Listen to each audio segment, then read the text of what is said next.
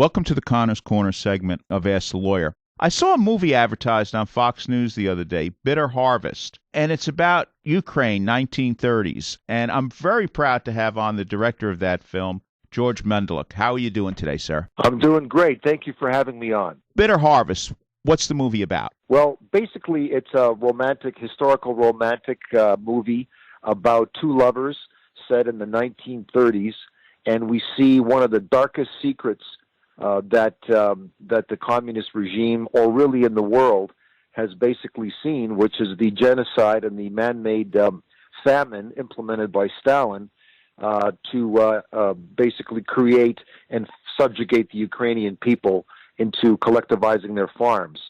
So it's a dark secret that the communist side of the world really doesn't want to make known, and we've shed a light on it. Okay, now there was a New York Times reporter who happened to be in Moscow at the time, and his name is Durant. Right. And I believe he's a character in your film. Yes, he is. Well, I don't know if we refer to Duranty in a newspaper ad. I did actually shoot a character, but it didn't of Duranty, but it didn't make it into the picture because there's just a lot of story to tell, a lot of canvas to paint. So, but no, Duranty is a key figure in this because there's a lot of talk about fake news today, isn't there? And I think that another example that goes way back to the early 1930s, and the New York Times, I might add, was Walter Duranty, who was the correspondent for the Times, basically got a Pulitzer Prize for lying. He was a Stalin apologist. He lived in Moscow.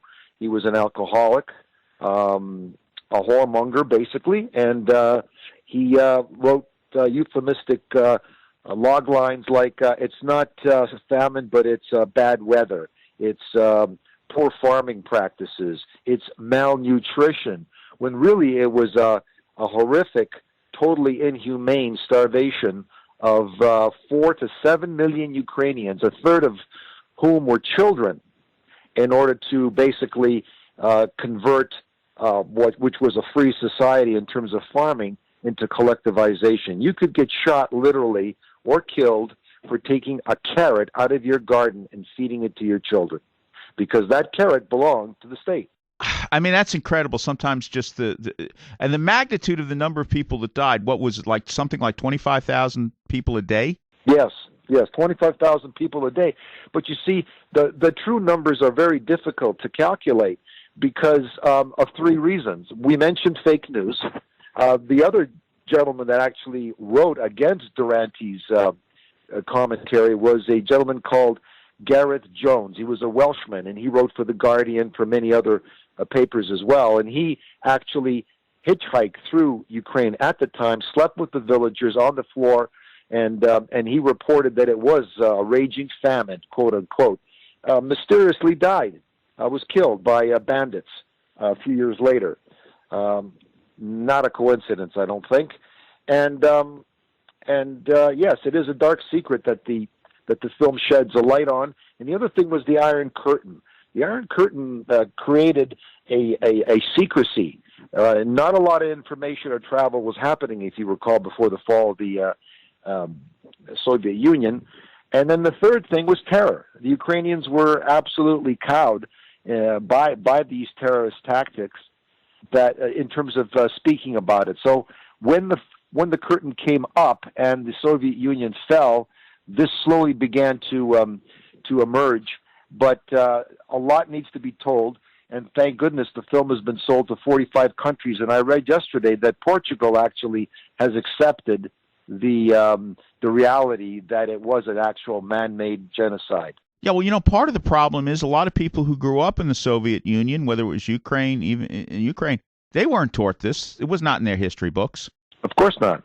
They don't want the truth to come out that basically the Soviet regime and communism isn't a popular or a successful form of government because, freedom, I don't care if it's right or left, has to be the hallmark of a civilized government.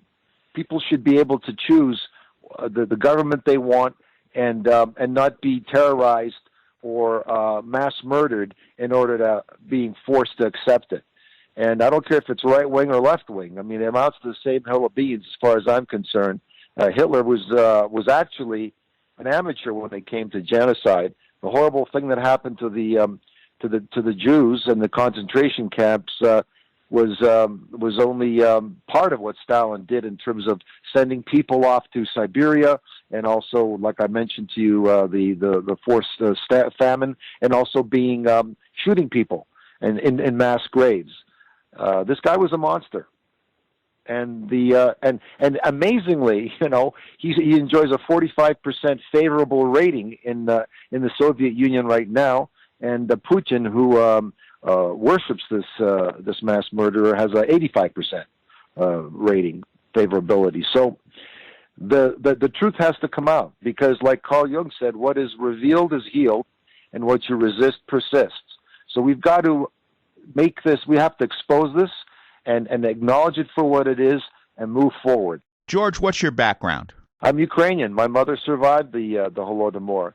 She told me stories when I was growing up, how she and her friend Hala, was her name, went to school every day, and they would pass kids begging on the street for food, for bread, and then the same day they'd be walking back home, and those same children, a lot of them, would be lying dead on the sidewalk, and carts would come and take them away like garbage, and her best friend ultimately died, because it's a horrific way to die. It takes an awful long time. It takes the humanity out of you, and her friend towards the end had a bloated stomach, and she collapsed in school in front of her, voiding water, and that was the end of her best friend. And so I grew up this, and it's been an honor and a real responsibility to be able to tell the story and bring it to the screen. Is there any relationship between the times in the 1930s and the present? I do think so. I think so in terms of fake news,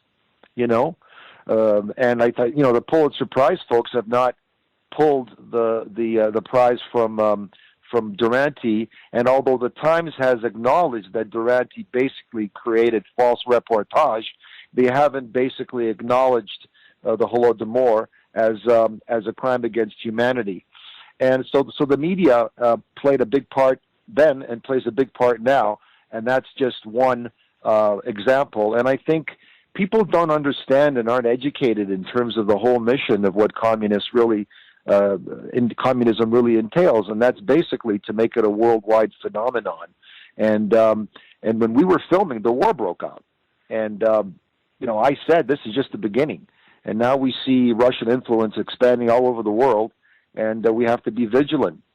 Reagan was vigilant. He knew what it was. He said, "Bring down the wall," and our government has to be vigilant as well, in my opinion. Let's get back to the movie again. Who are the main characters, and what's the focus? The focus is basically a love story, and so I want people to realize it's not a dry documentary. It's a love story first and foremost, and the theme of the love story is that love triumphs and transcends over the worst kind of evil and even death in a way. It's a love story between Yuri, who is a painter and an artist, and the childhood sweetheart, Natalka, played by Samantha Barks, and Yuri is played by Max Irons. And then we have the grandfather, played by the legendary Terrence Stamp. We have Barry Pepper, who was in Sergeant Ryan. And we have Tamir Hassan as well, who is the consummate evil dude in the movie. Every hero or heroine is defined by the struggle against fear and evil. And so this is the story as well. In a way, the paradigm is like Dr. Zhivago. We see the horror of the early 30s in Ukraine through the eyes of our lovers who attempt to deal with it and still live a free life. Have you gotten any blowback or anything because maybe your film's not politically correct? Well, I don't think our film is politically correct, and I think although I don't read the reviews, I think the reviews have not been accurate or generous from what I gather. But I take heart in the fact that 79 or 80% of the audience loves the picture, and like I said earlier to somebody that in Toronto it opened, and to 5,700 screens $57 per screen, 5,700, sorry, per screen. And that's a phenomenal opening. And I'd rather go with the audience satisfaction and loving the movie than anything else. We just came back from a 7-country press tour. The film opened in Washington, New York, London, and Kiev, and then Ottawa and Toronto.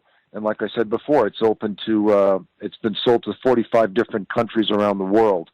So the news is getting out, and that's really what we wanted. This is more than a movie. It's a calling.